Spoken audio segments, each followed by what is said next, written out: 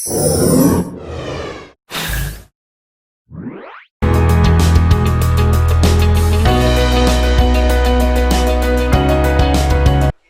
विद्यार्थी मित्रांनो, तर काल आपण नैसर्गिक संख्या, समसंख्या आणि विषम संख्या यांचे आपण काही नियम बघितलेले आहेत।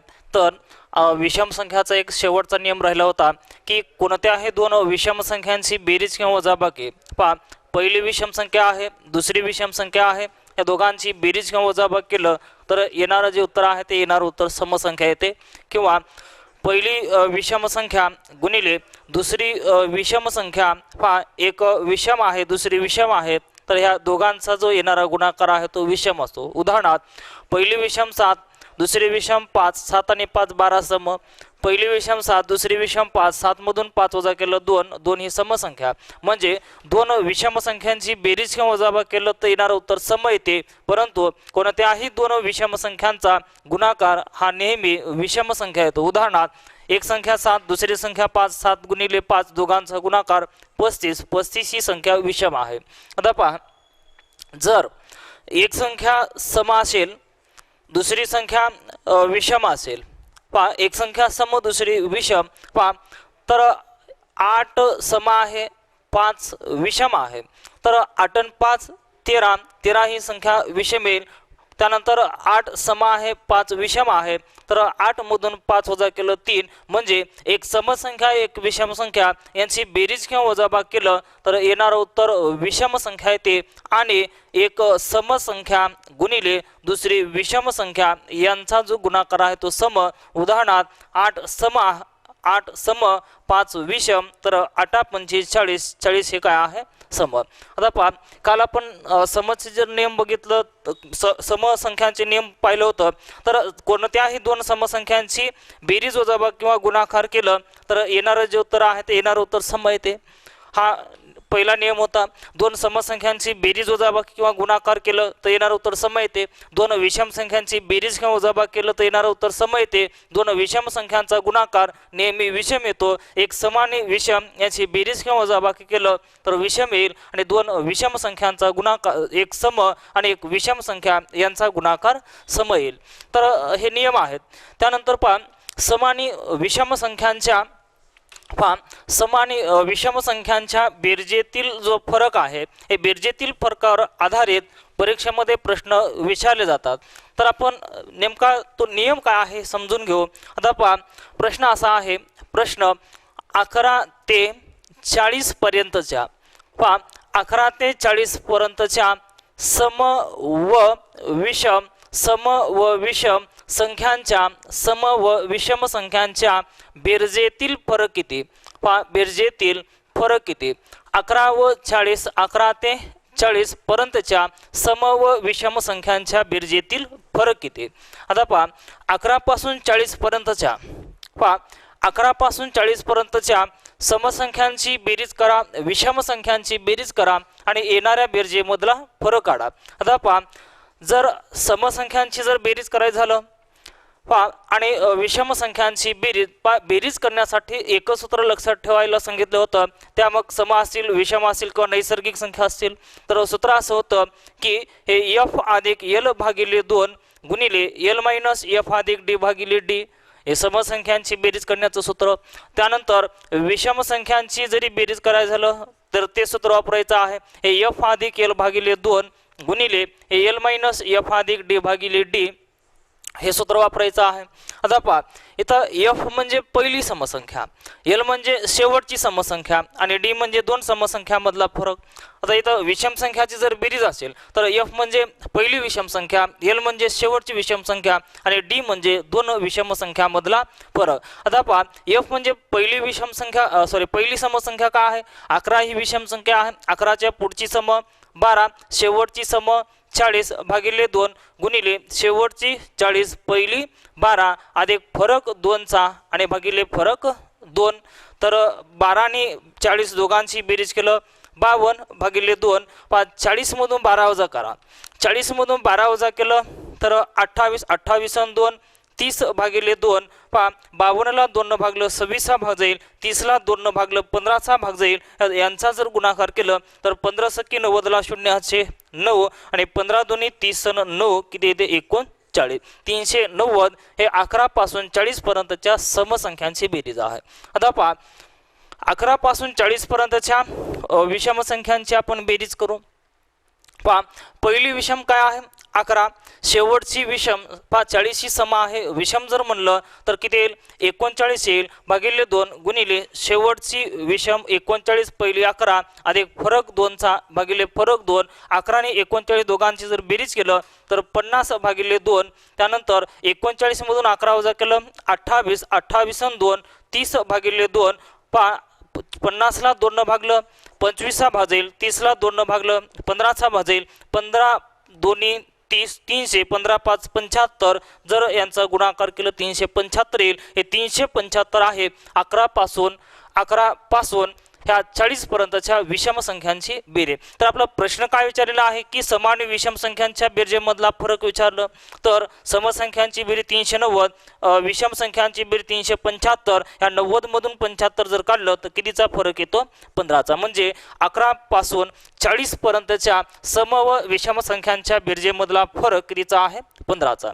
आता पहा हा जो प्रश्न आहे जर आपण समसंख्यांची वेगळी बेरीज करा, विषम संख्यांची वेगळी बेरीज करा आणि येणाऱ्या बेरजेमधला फरक काढा, तर हा प्रश्न सोडवण्यासाठी या पद्धतीने जर सोडवलं तर थोडासा वेळ जास्त लागतो. म्हणून ह्या उदाहरणाची पर्यायी पद्धत काय आहे लक्षात घ्या.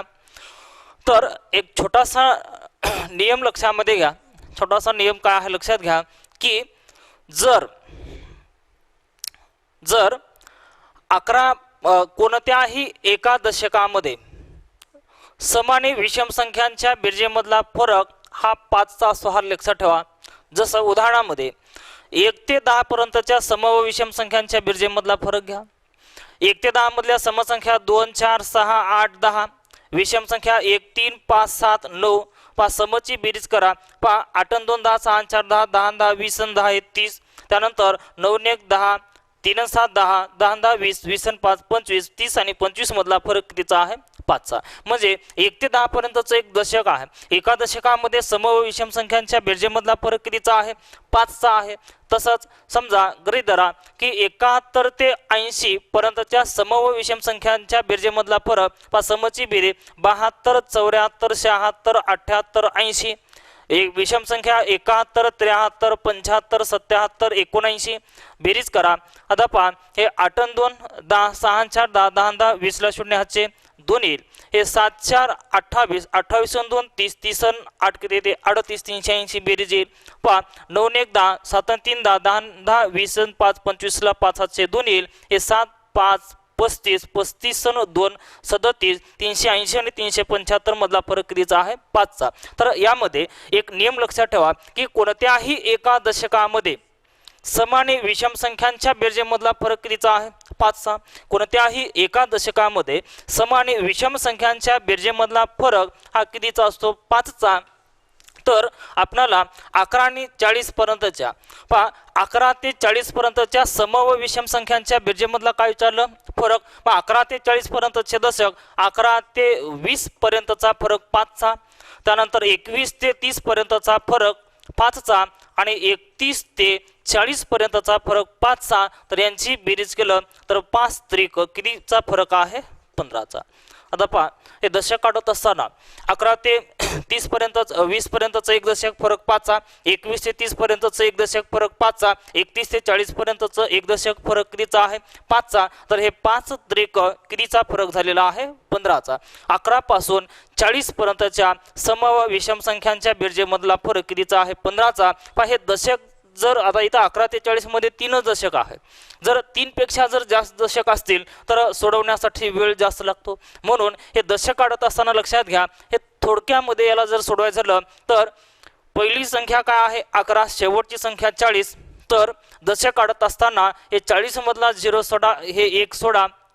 40 मधला 0 सोडलं, ह्या 11 मधलं हे 1 सोडलं तर हे 1 आणि 4 ह्या दोन्ही मधला फरक कितीचा आहे 3चा. हे 3 काय झाले दशक झाले. 3 काय झाले दशक. एका दशकामध्ये फरक कितीचा असतो 5चा. तर 3 दशकामध्ये फरक कितीचा आहे 15चा. तर या पद्धतीने सोडवता येते. तर एका दशकामध्ये फरक 5चा, तर 11 ते 40 मध्ये 3 दशक आहेत आणि 3 दशकामध्ये फरक कितीचा आहे 15चा. या पद्धतीपेक्षा ती पद्धत सोपी आहे. पण जर उदाहरणाची सुरुवात ह्या असं 11 किंवा 21 किंवा 31 यांच्याऐवजी जर मधून जर सुरुवात झाली, समजा असं जर असेल 25 ते 100 असे जर सुरुवात असेल तर असे उदाहरणं सोडवण्यासाठी ही पद्धत सुद्धा थोडीशी अवघड जाते. तर अशा वेळेस पहा, तर हेच उदाहरण सोडवण्याची दुसरी एक पद्धत अशी आहे. दुसरी पद्धत लक्षात घ्या. तर सम आणि विषम संख्यांच्या बेरजेमधला जर फरक काढायचा झालं, फरक जर काढायचं झालं, प्रश्न काय आहे, 11 ते 40 पर्यंतच्या सम व विषम संख्यांच्या बेरजेमधला फरक विचारलं. 11 पासून 40 पर्यंतच्या सम व विषम संख्यांच्या बेरजेमधला फरक विचारलं. तर फरक जर काढायचं झालं, लक्षात घ्या की आता पहा, तर हे किती आहे 15, फरक कितीचा आला 15चा. हे किती आहे 15, फरक कितीचा आहे 15चा. म्हणजे नियम असा आहे, लक्षात घ्या, सम आणि विषम संख्यांच्या बेरजेमधला फरक, पहा, सम आणि विषम संख्यांच्या बेरजेमधला फरक हा त्या दरम्यान असणाऱ्या एकूण समसंख्ये एवढा किंवा एकूण विषम संख्ये एवढा असतो. पहा, सम आणि विषम संख्यांच्या बेरजेतील फरक हा त्या दरम्यान असणाऱ्या एकूण समसंख्ये एवढा किंवा एकूण विषम संख्ये एवढा फरक असतो. आणि एकूण संख्या काढण्यासाठी ह्या सूत्राचा दुसरा भाग वापरला जातो. पहा, पहिला जो भाग आहे तो हा सरासरीसाठी वापरला जातो आणि दुसरा जो भाग आहे तो एकूण संख्येसाठी वापरला जातो. म्हणजे फरक जर काढायचं झालं तर फक्त हा दुसरा भागाचा वापर करा. या दरम्यान असणाऱ्या एकतर सम संख्या काढा किंवा विषम संख्या काढा. जेवढ्या सम असतात तेवढ्याच विषम असतात. एकतर सम घ्या किंवा विषम घ्या. तर आपण या दरम्यान असणाऱ्या समसंख्या काढू.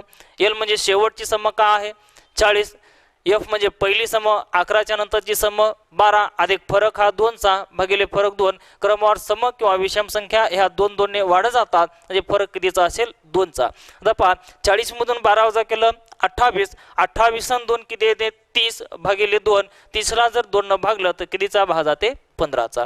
तर हे जर उदाहरण सोडवायचं झालं तर ही शेवटची पद्धत वापरा. कमीत कमी वेळेमध्ये तुम्हाला या प्रश्नाचं उत्तर काढता येईल. तर आता पहा, हे प्रश्न सोडवत असताना एक हा नियम लक्षात ठेवा की सम आणि विषम संख्यांच्या बेरजेतील फरक, पहा, सम आणि विषम संख्यांच्या बेरजेतील फरक हा त्या दरम्यान असणाऱ्या एकूण समसंख्ये एवढा, त्या दरम्यान असणाऱ्या एकूण समसंख्ये एवढा किंवा विषम संख्ये एवढा असतो. म्हणून फरक जर काढायचं झालं तर त्या दरम्यान असणाऱ्या एकतर एकूण समसंख्या घ्या किंवा विषम संख्या घ्या. जेवढ्या सम किंवा विषम संख्या असतात तेवढाच काय असतो फरक. आता पहा, तर या नियमावरच आधारित आपण आणखी एक उदाहरण घेऊ. सगळ्यांना उदाहरण सोडवता येईल अशी अपेक्षा आहे. पहा, 25 ते 100 पर्यंतच्या 25 ते 100 पर्यंतच्या सम व विषम संख्यांच्या बेरजेतील सम व विषम संख्यांच्या बेरजेतील फरक किती. सम व विषम संख्यांच्या बेरजेतील फरक किती. पहा, 25 ते 100 पर्यंतच्या सम व विषम संख्यांच्या बेरजेमधला फरक काढायचा आहे. 25 पासून 100 पर्यंतच्या. तर हा फरक काढत असताना लक्षात घ्या, समची वेगळी बेरीज करा, विषमची वेगळी बेरीज करा, पुन्हा येणाऱ्या बेरजेमधला फरक काढा. हे असं करायचं नाही. त्या पद्धतीनं जर सोडवलं तर सोडवण्यासाठी वेळ थोडासा जास्त लागतो, म्हणून ती पद्धत तुम्ही वापरायचं नाही. मग कोणती पद्धत वापरणार, एकतर एका दशकामध्ये फरक कितीचा राहतो 5चा. या नियमाचा वापर करून सोडवा. आता पहा, 25 ते 30 पर्यंत हे अर्ध दशक आहे, बाजूला ठेवा.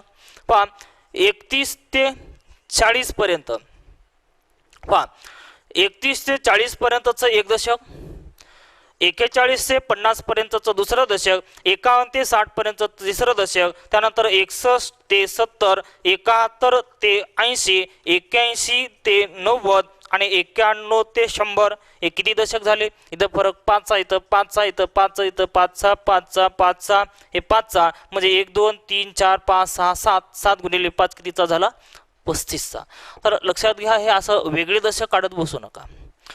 तर आता 25 पासून कुठपर्यंत जायचं आहे आपल्याला 100 पर्यंत. 25 ते 30 पर्यंतचं हे अर्ध दशक आपण बाजूला ठेवू. मग राहिलं का आता 31 पासून किती पर्यंत 100 पर्यंत. दशक काढण्याची एक शॉर्टकट कशी आहे बा, हा 0 सोडून द्यायचं आणि हे 1 सोडून द्या, तर इथं राहिलं काय 3, इथं राहिलं काय 10, 3 आणि 10 मधला फरक कितीचा आहे 7, तर हे 7 काय झालं दशक, 7 काय झालेलं आहे दशक. एका दशकामध्ये फरक कितीचा आहे 5चा, एका दशकामध्ये फरक 5चा, तर 7 दशकामध्ये फरक कितीचा आहे 35चा. म्हणजे हे 31 पासून 100 पर्यंतचा फरक कितीचा झाला 35चा. मग आता 25 ते 30 पर्यंतचा फरक काढायचा आहे. समसंख्या घ्या 26, 28, 30. विषम जर म्हणलं तर 25, 27, 29 बेरीज करा. 6 8 14 4 हातचा 1 येईल. 2 2 4 3 7 8 8 84, 7 5 12 12 9 21, 21 ला 1 हातचे 2, 2 4 किती येते 8. समजची बेरीज 84, विषमची 81, फरक कितीचा आहे 3चा. म्हणजे 25 पासून 30 पर्यंतचा फरक कितीचा आहे 3चा. म्हणजेच 25 ते 100 पर्यंतचा फरक किती झाला हे 35 आणि हे 3. 35 आणि 3 दोघांची बेरीज केलं कितीचा फरक आलेला आहे 38चा. तर ही एक पद्धत आहे. बेरीज करत बसू नका. बेरीज जर करायचं म्हणलं तर वेळ थोडासा जास्त लागेल. एकतर ही पद्धत वापरा किंवा मग ही पद्धत वापरा. समान विषम संख्यांच्या बेरजेतील फरक हा त्या दरम्यान असणाऱ्या एकूण समसंख्ये एवढा किंवा एकूण विषम संख्ये एवढा असतो. ह्या नियमाचा जर वापर केलं, ह्या सूत्राचा जर वापर केलं तर कमीत कमी वेळेमध्ये तुम्हाला सोडवता येईल. पहा, एकतर त्या दरम्यान असणाऱ्या एकूण समसंख्या घ्या किंवा विषम संख्या घ्या. अगोदरच्या उदाहरणामध्ये आपण काय घेतलं होतं समसंख्या काढलं होतं. या उदाहरणामध्ये आपण काय काढू की एकूण विषम संख्या काढू. पहा, यल म्हणजे शेवटची विषम.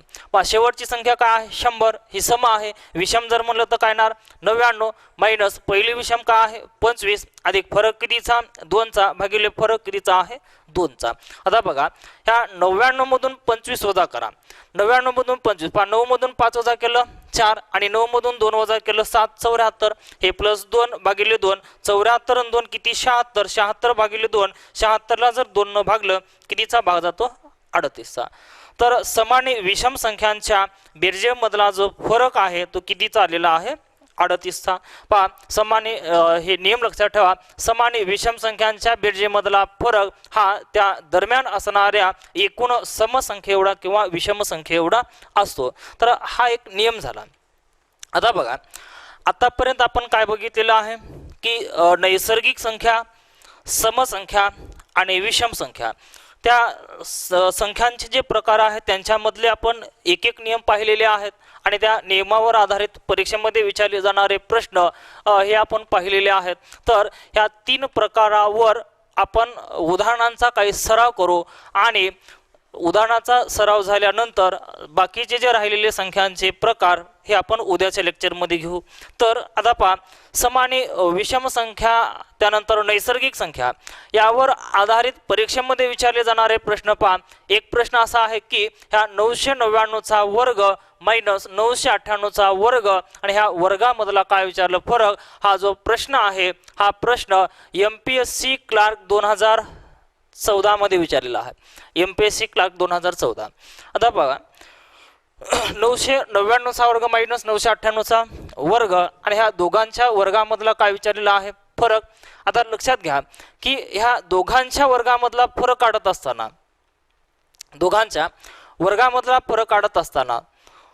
ह्या 999चा वर्ग करा, ह्या 998चा वर्ग करा आणि त्या दोघांच्या वर्गामधला फरक काढा. दोघांच्या वर्गामधला फरक काढा.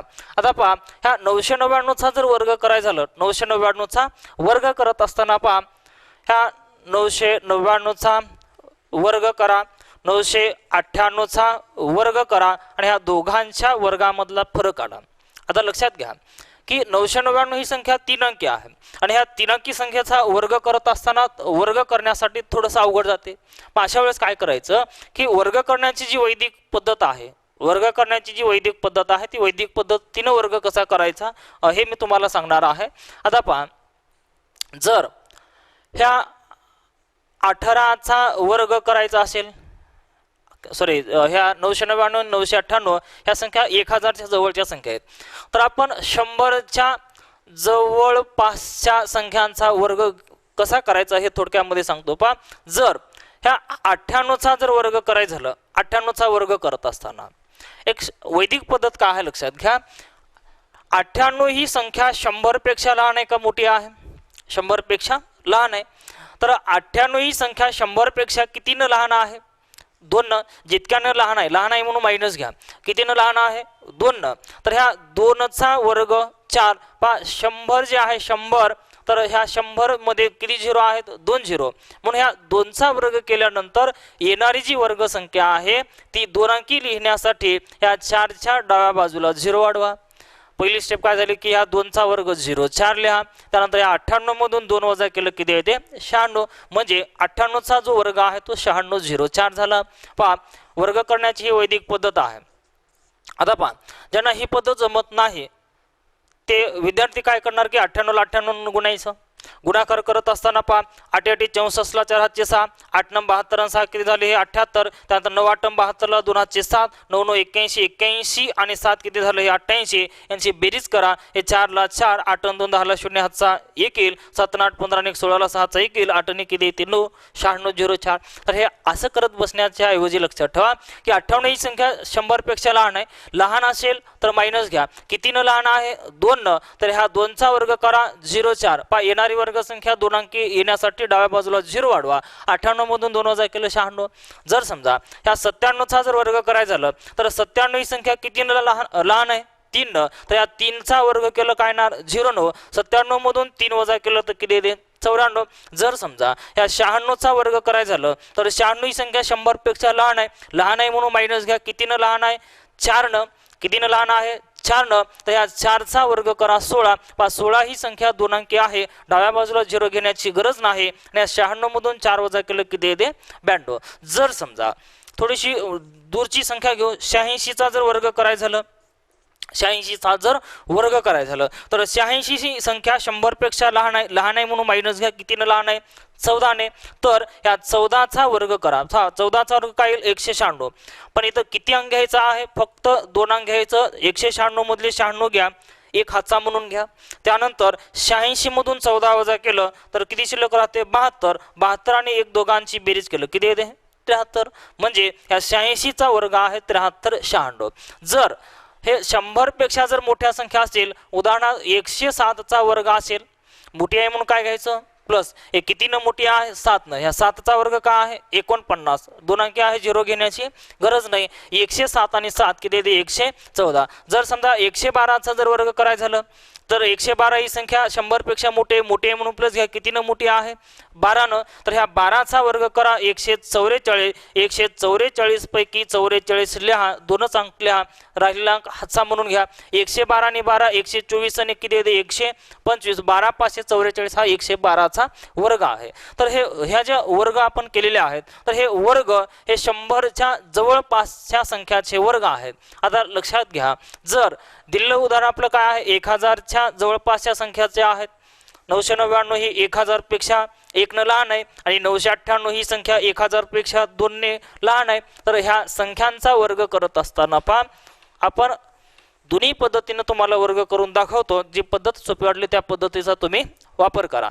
आता बघा 999चा जर वर्ग करायचा झालं तर 999 गुणिले 999. तर हे 9 9 81 ला 1 हातचे किती? 8. 9 9 81 8 किती? 89 ला 9 हातचे किती? 8. 9 9 81 8 किती येणार? 89. प्लस परत ह्या 9 न गुणलं तर गुणाकार एवढाच येईल 1 9 9 8 येईल. परत ह्या 9 न गुणलं तर गुणाकार तेवढाच येईल 1 9 9 8 येईल. तर बेरीज करा. हे 9 1 ला 1, 9 1 10 ला 0 हातचा 1, 9 9 18 18 1 19 आणि 21 ला 0 हातचे 2, 8 2 10 9 9 18 10 18 28 ला 8 हातचे 2, 8 2 10 10 9 19 ला 9 हातचा 1, 8 आणि किती येते? 9. 998 0 0 1 हा 999चा वर्ग आहे.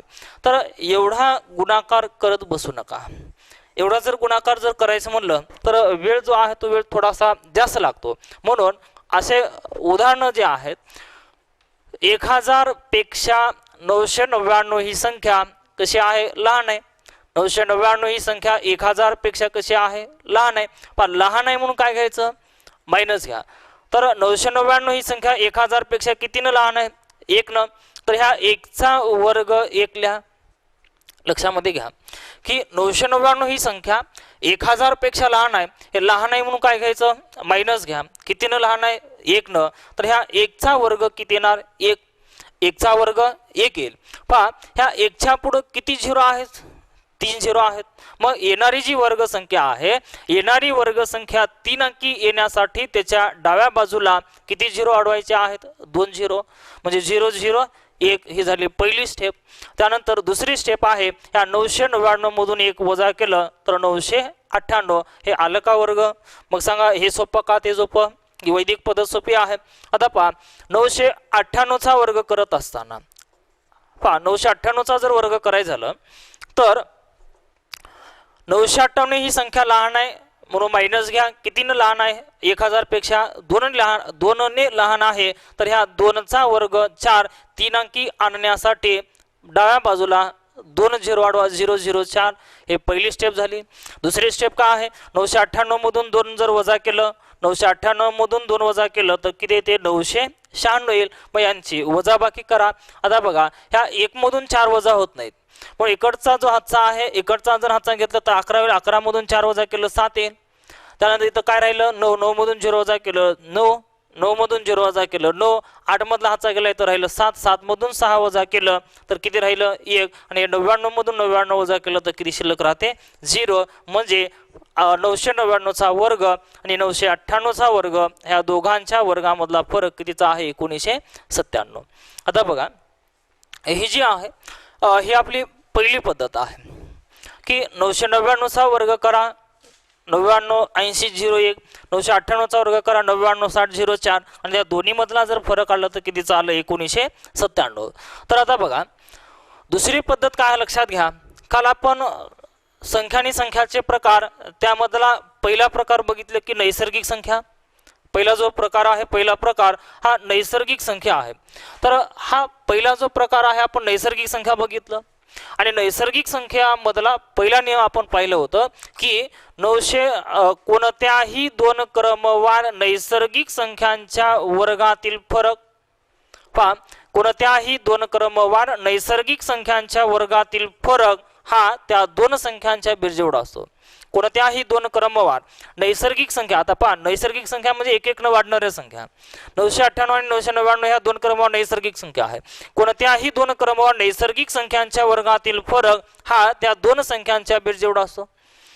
कोणत्याही 2 क्रमवार नैसर्गिक संख्यांच्या वर्गातील फरक हा त्या 2 संख्यांच्या बेरजेवढा असतो. या नियमाचा वापर करून सरळ सरळ फरक जर काढायचा झाला त्या दोन संख्यांची बेरीज करा. 9 8 17 ला 7 हातचा 1 येईल, 9 9 18 18 1 19 ला 9 हातचा 1 येईल, 9 9 18 18 ने किती 19 फरक कितीचा आहे? 1997. किंवा पहा हे जे गणित सोडवत असताना नित्य सामायिक समीकरणाचे जे सूत्र आहे त्याचा सुद्धा आपल्याला वापर करून सोडवता येते. कसं? आता बघा 999 ला आपण ए गृहीत धरू, हे ए चा वर्ग मायनस 998 ला बी गृहीत धरा, बी चा वर्ग. तर ए चा वर्ग मायनस बी चा वर्ग असेल तर त्याचा वर्ग विस्तार आहे एका कंसात ए अधिक बी एका कंसात ए मायनस बी.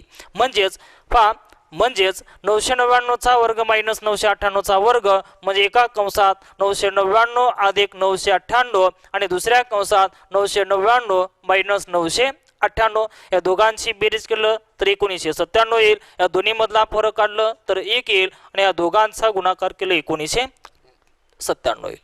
म्हणजे जर दिलेलं उदाहरण नैसर्गिक संख्येचं असेल तर कोणत्याही 2 क्रमवार नैसर्गिक संख्यांच्या वर्गातील फरक हा त्या 2 संख्यांच्या बेरजेवढा असतो. या नियमाचा जर वापर केला तर सरळ सरळ त्या 2 संख्यांची बेरीज करा. सरळ सरळ त्या 2 संख्यांची काय करायचं आहे? बेरीज.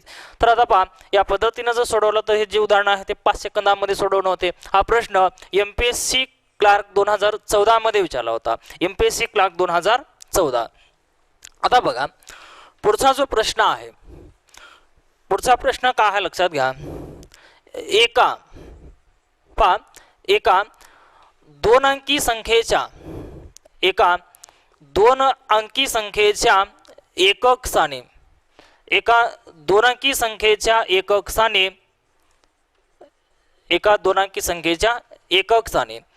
3 हा अंक आहे. एका 2 अंकी संख्येच्या एकक स्थानी 3 हा अंक आहे. त्या संख्येतील अंकांची बेरीज त्या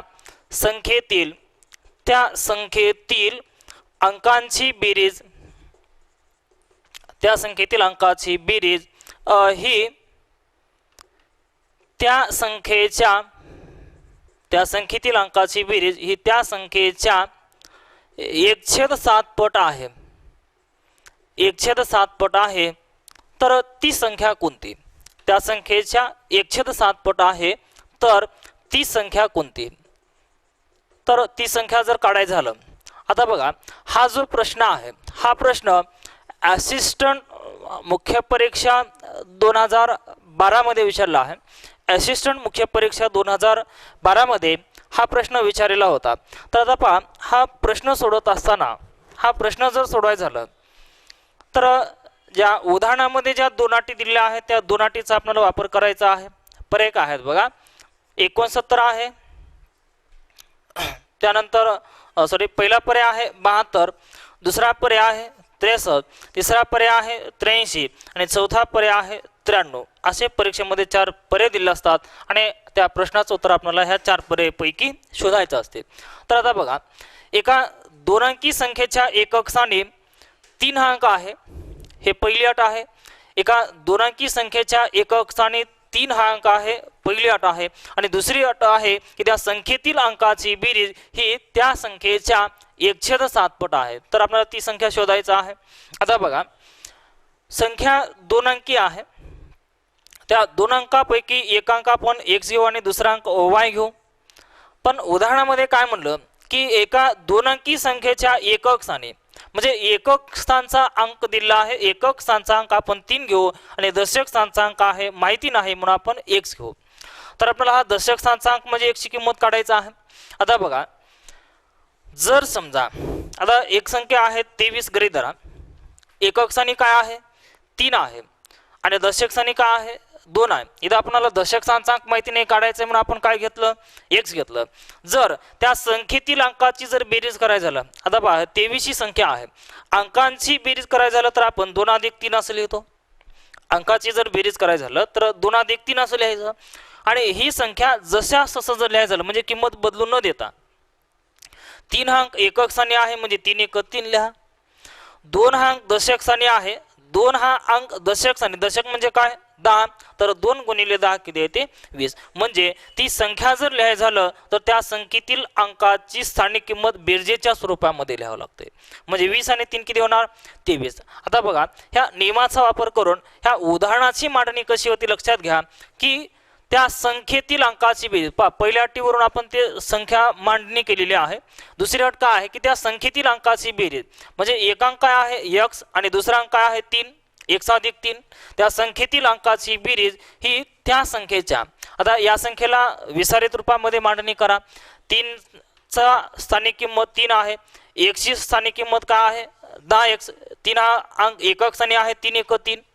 त्यानंतर x अंक दशक स्थानी, दशक म्हणजेच काय 10x, त्या संख्येतील अंकाची बेरीज ही त्या संख्येच्या च्या म्हणजे गुणिले किती पट म्हणलं 1/7 पट, त्या संख्येच्या किती पट आहे 1/7. आता बघा, हे समीकरण सोडून घ्या. x + 3 हे उजव्या बाजूला 7 भागाकारामध्ये आहे, तर बाजू बदललं कुठे येणार गुणाकारात येईल आणि बरोबर 10x + 3 आणि गुणिले काय राहिलं 1. तर यांचा गुणाकार करा, 7 × x 7x होईल, 7 × 1 21 होईल. बरोबर, ह्या कोणत्याही संख्येला जर 1 ने गुणलं तर गुणाकारामध्ये काही बदल होणार नाही, म्हणजे हे 10x + किती होईल 3. x ची किंमत काढायचा, x एका बाजूला घ्या. आता बघा, हे 21 ला 21, 3 प्लस आहे बाजू बदललं मायनस होईल. बरोबर, हे 10x 7x प्लस आहे बाजू बदललं -7x होईल. पहा 21 मधून 3 काढलं 18 आणि ह्या 10x मधून 7x काढलं तर 3x, 3 गुणाकारातलं भागाकारा जाईल, तर 18/3 बरोबर x, तर x बरोबर 18 ला 3 भागलं कितीचा भाग जाईल 6चा. म्हणजे हे x ची जागी 6, याची किंमत 6 आणि हे 3, तर ती संख्या किती झाली 63. आता बघा, या प्रश्नाचं उत्तर पर्याय क्रमांक कितवा बरोबर आहे दुसरा. जर असं आपण स्टेप बाय स्टेप जर सोडवत गेलं तर सोडवण्यासाठी तुम्हाला माहिती आहे की वेळ थोडासा जास्त लागेल, म्हणून असे जे प्रश्न आहेत हे असे प्रश्न पर्यायमधून सुद्धा सोडवायला सोपे जातात. आता पर्याय काय आहेत 72, 63, 83 आणि 93 असे पर्याय आहेत. आपण या 72च्या जागी गृहीत धरू की इथं 83 आहे आणि 83च्या जागी 72 आहे असं घेऊ. पर्यायमधून जात असताना लक्षात घ्या की ह्या दोन अटी आहेत. त्यामधली पहिली अट काय आहे की एका दोनांकी संख्येच्या एकक स्थानी काय आहे 3 आहे आणि दुसरी अट काय आहे की त्या संख्येतील अंकाची बेरीज हे त्या संख्येच्या 1/7 पट आहे. हे दोन्ही अटी पूर्ण होणारा पर्याय आपलं उत्तर राहते. आता बघा एकक स्थानी 3 असलेले किती पर्याय आहेत 3 पर्याय आहेत. तिसऱ्या पर्यायामध्ये एकक स्थानी 3 नाही म्हणून हा तिसरा पर्याय येणार नाही. मग आता बघा पर्यायमधून जात असताना पहिला पर्याय काय आहे 83 मधली एक अट पूर्ण झाली कोणती की एकक स्थानी 3 आहे. दुसरी अट पूर्ण व्हायला पाहिजे. दुसरी अट काय आहे की त्या संख्येतील अंकाची बेरीज 83 मधल्या अंकांची बेरीज त्या संख्येतील अंकाची बेरीज ही त्या संख्येच्या किती पट असायला पाहिजे 1/7. मग 8 आणि 3 11. मग या 83 ला जर 7 न भागलं तर 11चा भाग जाते का जाणार नाही. म्हणजे दोन्ही बाजू सारख्या येत नाही दोन्ही बाजू समान येत नाहीत म्हणून हा पहिला पर्याय येणार नाही. दुसरा पर्याय का बरोबर आहे बघा ह्या 63 मधल्या त्या संख्येतील अंकाची बेरीज एक अंक आहे 6 दुसरा अंक आहे 3 त्या संख्येतील अंकाची बेरीज ही त्या संख्येच्या म्हणजे कोणाच्या 63च्या किती पट असली पाहिजे 1/7. हा पा 6 आणि 3 9 7 9 63 9 1 9 आहे दोन्ही बाजू सारख्या म्हणून याचं जे उत्तर आहे ते पर्याय क्रमांक कितवा बरोबर आहे दुसरा. तर लक्षात घ्या विद्यार्थी मित्रांनो हे जी पद्धत आहे पद्धत आपल्याला वापरायची नाही. यापेक्षा सोपी पद्धत ही पर्यायमधून जायची आहे आणि पर्यायमधून जात असताना बघा पहिला पर्याय बघा येणार नाही दुसरा बघा येणार नाही तिसरा बघा येणार नाही चौथा पर्याय उत्तर हे असं पर्यायातून पहिला दुसरा तिसरा असं जात बसण्याच्या ऐवजी पर्यायमधून जायची आणखी एक पद्धत अशी आहे लक्षात घ्या की त्या संख्येतील अंकाची बेरीज त्या संख्येच्या किती पट दिलं हो 1/7. त्या संख्येतील अंकाची बेरीज त्या संख्येतील अंकाची बेरीज ही त्या संख्येच्या 1/7 पट आहे. पटीच्या छेदामध्ये किती आहे 7. पटीच्या छेदामध्ये किती आहे 7. तर आपल्या प्रश्नाचं जे उत्तर आहे ते हे 7 ने भाग जाणारी संख्या असते. त्या आपल्या प्रश्नाचं जे उत्तर आहे ते येणारं उत्तर जे आहे त्याला 7 ने पूर्ण भाग जातो. मग 7 ने भाग जाणारी पर्यायमधली संख्या शोधा. 7 न 93 ला भाग जात नाही 7 न 72 ला भाग जात नाही 7 न 83 ला भाग जात नाही 7 न भाग जाणारी जी संख्या आहे ती किती आहे 63. म्हणून या प्रश्नाचं जे उत्तर आहे ते पर्याय क्रमांक दुसरा बरोबर आहे. विद्यार्थी मित्रांनो लक्षात घ्या की असे जे प्रश्न असतात मांडणी करून सोडवायला खूप वेळ जाते पण हेच प्रश्न जर आपण पर्यायमधून जर गेलं तर खूप कमी वेळेमध्ये सोडवता येतात. म्हणून प्रश्न सोडवत असताना जास्तीत जास्त पर्यायमधून जाण्याचा प्रयत्न करा. पर्यायमधून जाता जर आलं नाही तर असे उदाहरणं शॉर्ट पद्धतीनं सोडवा. एकची पद्धत घेऊन जर सोडवायचं म्हणलं तर उदाहरणं सोडवण्यासाठी थोडासा वेळ जास्त लागतो. आता बघा अशाच पद्धतीचं आणखी एक उदाहरण आहे ते उदाहरण तुम्ही सोडवण्याचा प्रयत्न करा. आता बघा एका दोनांकी संख्येच्या एकक स्थानी 4 हा अंक आहे. त्या संख्येतील अंकाची बेरीज त्या संख्येतील अंकांची बेरीज त्या संख्येच्या 1/6 पट आहे. सोडवण्याचा प्रयत्न करा.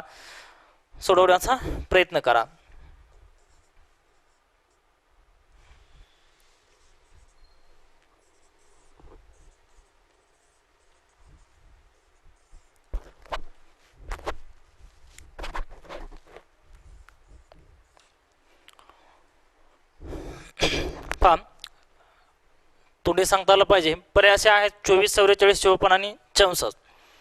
पट काय आहे 1/6. 6 न भाग जाणारी संख्या कोणती आहे 24 आणि 54. 24 का 54 हे अगोदरच्या उदाहरणामध्ये पटीनं भाग जाणारी फक्त एकच संख्या होती पण या उदाहरणामध्ये पटीनं भाग जाणारे दोन संख्या आहेत. 24 ला 6 न भाग जाते 54 ला 6 न भाग जाते. 24 का 54 यामध्ये जर म्हणलं तर याचं उत्तर काय येईल 54 येईल. कसं लक्षात घ्या एका दोनांकी संख्येच्या एकक स्थानी काय आहे 4 हा अंक आहे. दशक स्थानाचा अंक माहिती नाही आपण x घेऊ.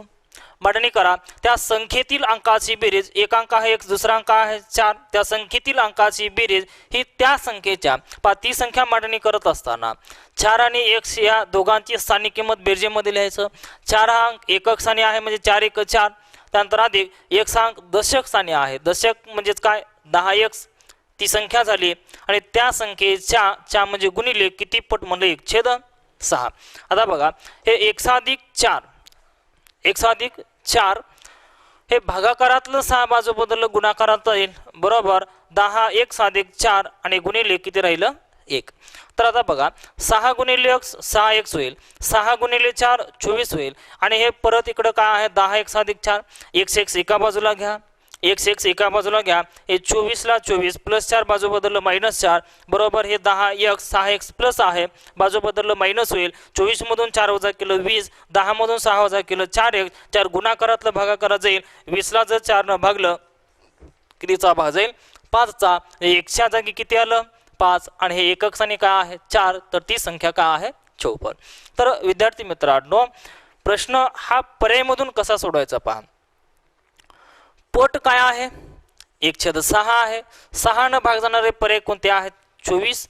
44 ला 6 न भाग जात नाही, 64 ला 6 न भाग जात नाही, एकतर 6 न 24 ला भाग जाईल किंवा 54 ला भाग जाईल. हे आपलं जे उत्तर आहे ते एकतर 24 किंवा 54 आहे.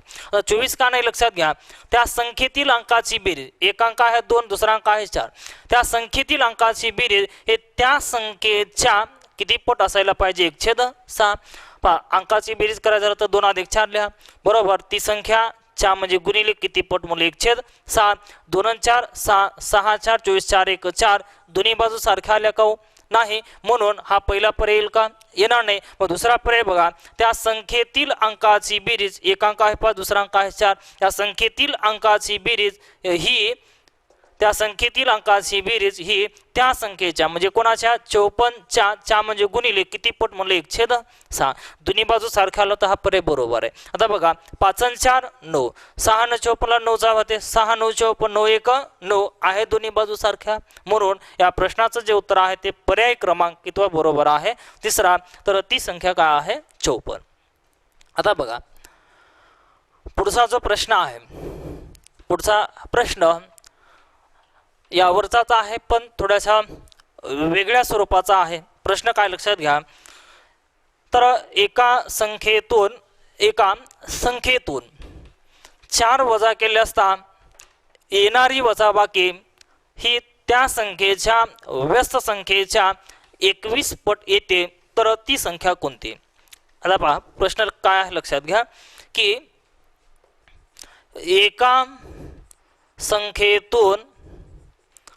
एका संख्येतून 4 वजा केले असता, एका संख्येतून 4 वजा केले असता येणारी वजाबाकी ही त्या संख्येच्या व्यस्त संख्येच्या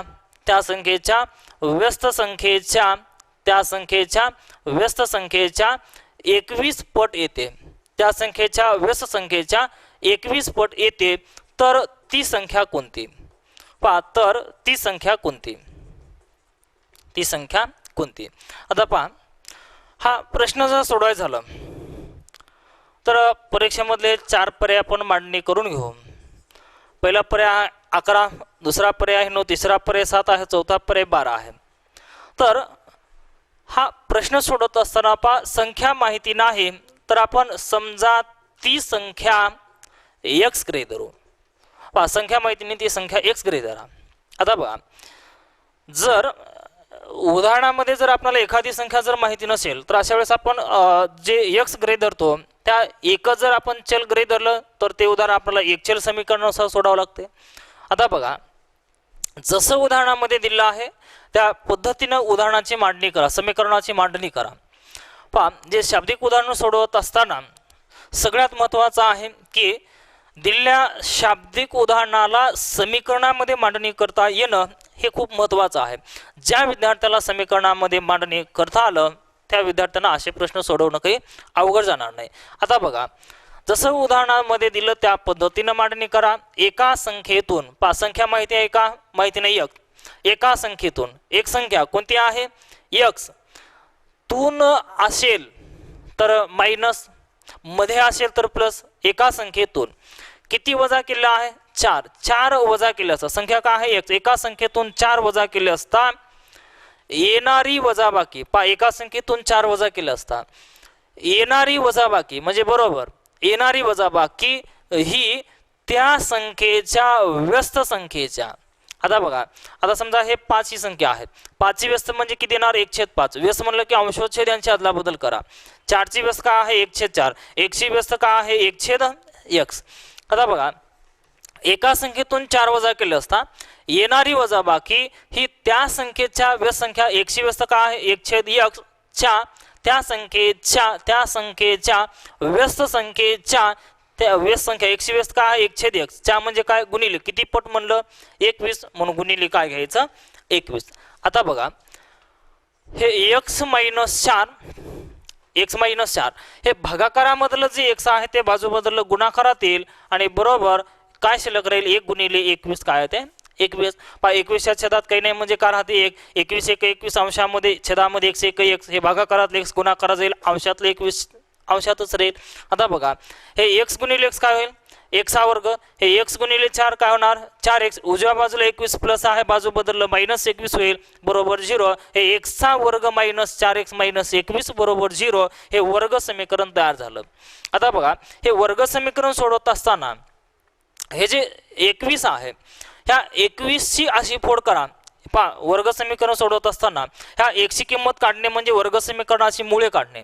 वर्ग समीकरणाची मुळे काढत असताना लक्षात घ्या की हे जे शेवटचं पद आहे 21 शेवटचं पद आहे 21 ह्या 21 ची अशी फोड करा 21 ची अशी फोड करा की गुणाकार 21 आला पाहिजे आणि त्यांची वजाबाकी तर वजाबाकी असेल तर वजाबाकी तर बेरीज असेल तर बेरीज गुणाकार 21 आला पाहिजे आणि त्यांची वजाबाकी ही किती आली पाहिजे 4. मग 21 ची फोड काय असणार 7 त्रिक 21 7 आणि 3 दोघांचा गुणाकार 21 येईल 7 आणि 3 दोन्ही मधला फरक 4 येईल. मग इथं जर मायनस चिन्ह असेल तर येणारे जे दोन अवयव आहेत एक अवयव प्लस एक अवयव मायनस राहते तर इथं एक अवयव जे आहे ते प्लस एक अवयव मायनस मध्ये जे चिन्ह आहे इथं जे चिन्ह आहे ते मोठ्याला द्या आणि राहिलेलं चिन्ह छोट्याला द्या. मग आता बघा हे x चा वर्ग मायनस जे अवयव आहे त्याला x प्रती लावून लिहा हे -7x अधिक ह्या 3 ला x प्रती लावून लिहा 3x आणि -21 बरोबर 0. या दोघांचे गट करा दोघांचे गट करा. x चा वर्ग -7x यामध्ये कॉमन काय निघते इथं x आहे x चा वर्ग आणि x यामधून कॉमन काय निघते x. x च्या वर्गातून x बाहेर काढलं तर शिल्लक काय राहते x -7x मधून x बाहेर काढलं तर शिल्लक किती राहते 7. आता बघा या दोघांचा गुणाकार एवढा आला पाहिजे हे x गुणिले x काय होणार x चा वर्ग.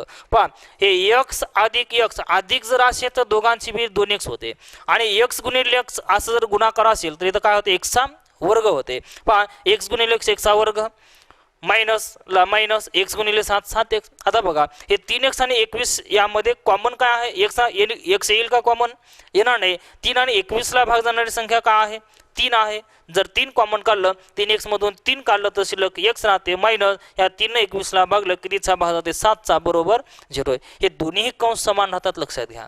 पहा 3 गुणिले x 3x आणि 3 गुणिले 7 21 जे कंस आहे ते एका बाजूला घ्या हे x - 7 बरोबर 0 घ्या आणि जे कॉमन काढलं आहे x अधिक 3 त्यासाठी 0 घ्या. x बरोबर हे -7 बाजू बदललं +7 होईल आणि हे x बरोबर हे +3 बाजू बदललं -3. ह्या x ची जी किंमत आहे ती जी धनसंख्या आहे ते उत्तर राहते x बरोबर किती येईल 7 येईल. आता बघा हे जे सोडवण्याची जी पद्धत आहे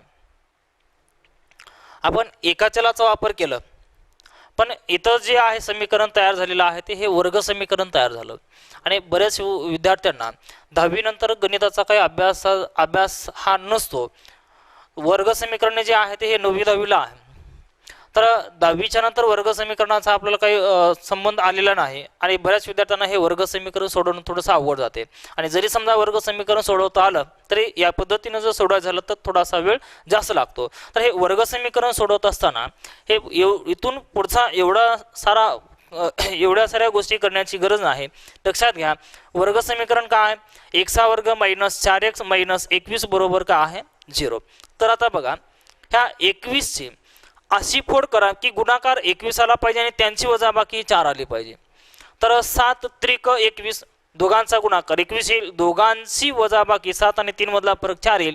इथं जर मायनस चिन्ह असेल तर या दोन अवयवापैकी एक अवयव प्लस एक अवयव मायनस राहते. मध्ये जे चिन्ह आहे ते मोठ्या अवयवाला द्यायचं. इथं मायनस आहे मोठा अवयव मायनस येईल आणि राहिलेलं जे चिन्ह आहे या दोन्हीपैकी ते छोट्या अवयवाला द्या. एकशी किंमत काढणे म्हणजे वर्ग समीकरणाची मुळे काढणे. अवयव जर मायनस असेल तर प्लस घ्या अवयव जर प्लस असेल तर मायनस घ्या. एक्सची किंमत जी धनसंख्या आहे ते उत्तर राहते. एक्स बरोबर किती येईल 7, तर ती संख्या आहे 7. तर हे जी पद्धत आहे ही पद्धत आपणाला वापरायची नाही. आता बघा ह्या उदाहरणाची मांडणी करा. समजा संख्या माहिती नाही, आपण एक्स घेतलं, एका संख्येतून 4 वजा केलं तर येणारी वजाबाकी ही त्या संख्येची व्यस्त, एक्सची व्यस्त आहे 1/x, त्याच्या किती पट म्हणलं 21. आता बघा हे x - 4 हे भागाकारामधलं x कुठे येईल, गुणाकारामध्ये येईल. हे भागाकारातलं x गुणाकारात जाईल आणि 1 गुणिले 21 किती येते 21. आता बघा एक संख्या आहे x, दुसरी संख्या आहे x - 4 आणि ह्या दोघांचा गुणाकार किती आहे 21. आता बघा हे x आणि x - 4 ह्या दोघांच्या मध्ये काही नाही म्हणजे काय राहते, गुणाकार राहते.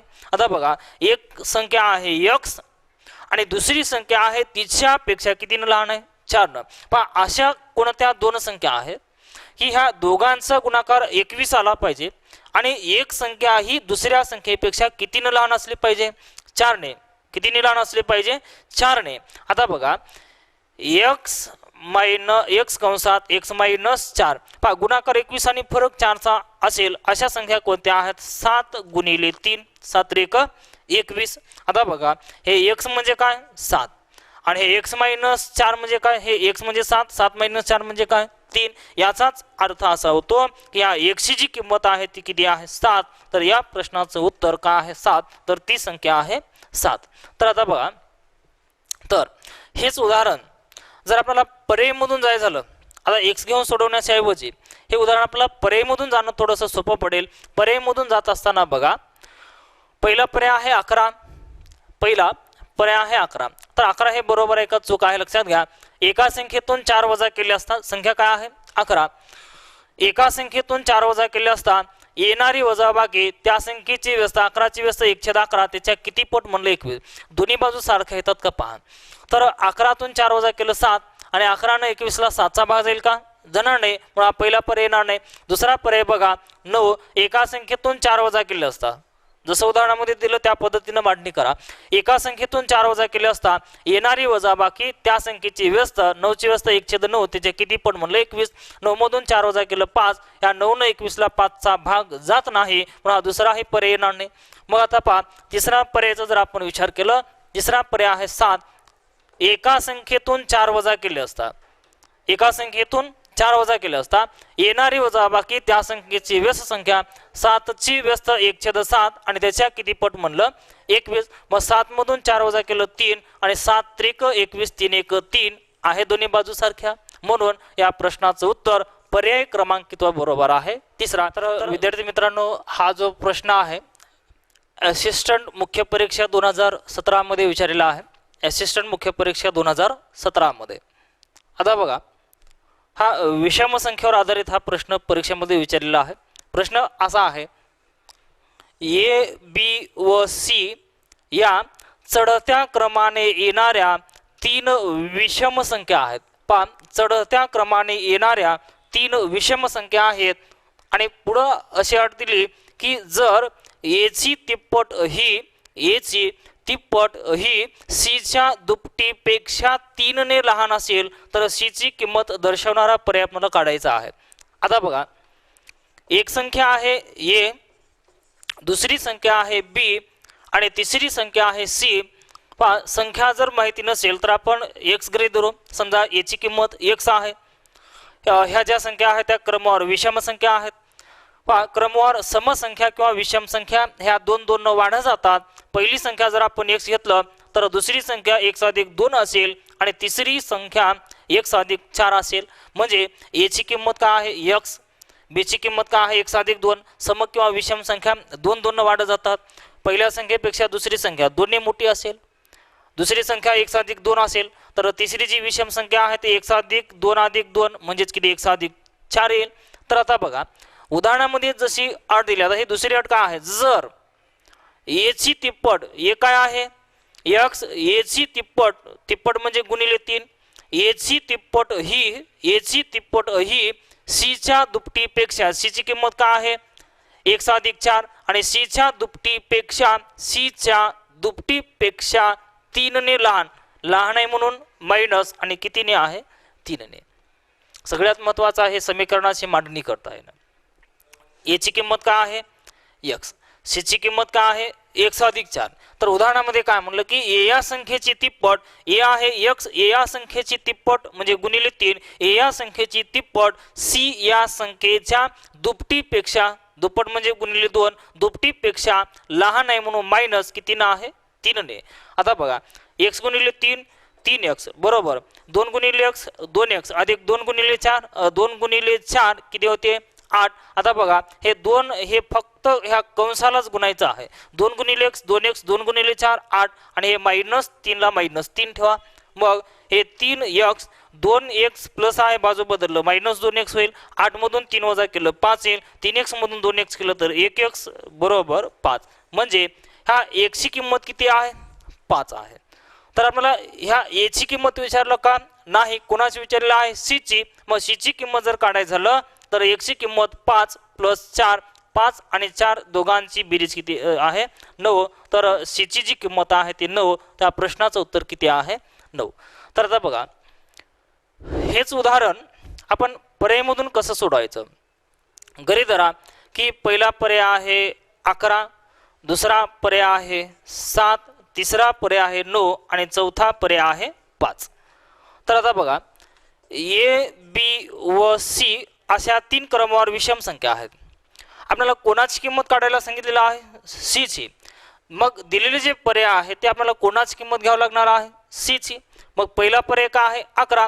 जर सी ची किंमत जर 11 असेल पहा ए बी सी ह्या चढत्या क्रमाने असणाऱ्या 3 विषम आहेत. मग हे जर 11 असेल तर हे 9 येईल आणि हे ए 7 येईल.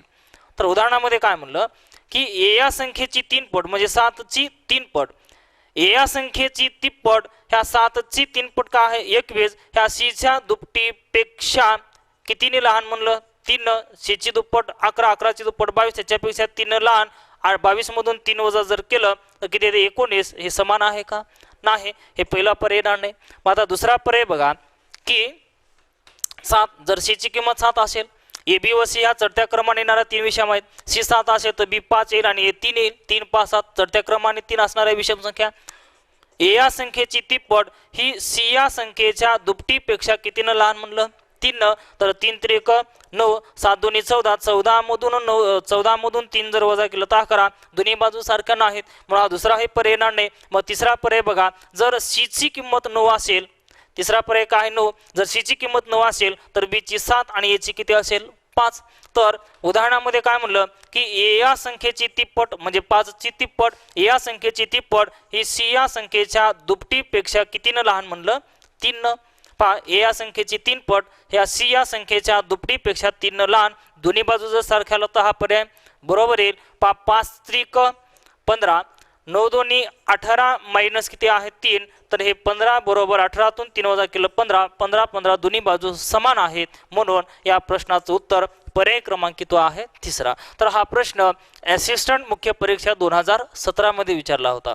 तर विद्यार्थी मित्रांनो आज आपण नैसर्गिक संख्या, समसंख्या व विषम संख्या यावर आधारित परीक्षेमध्ये विचारलेले प्रश्न पाहिलेले आहेत. याचा पुढचा जो भाग आहे आपण उद्याच्या लेक्चरमध्ये घेऊ. धन्यवाद.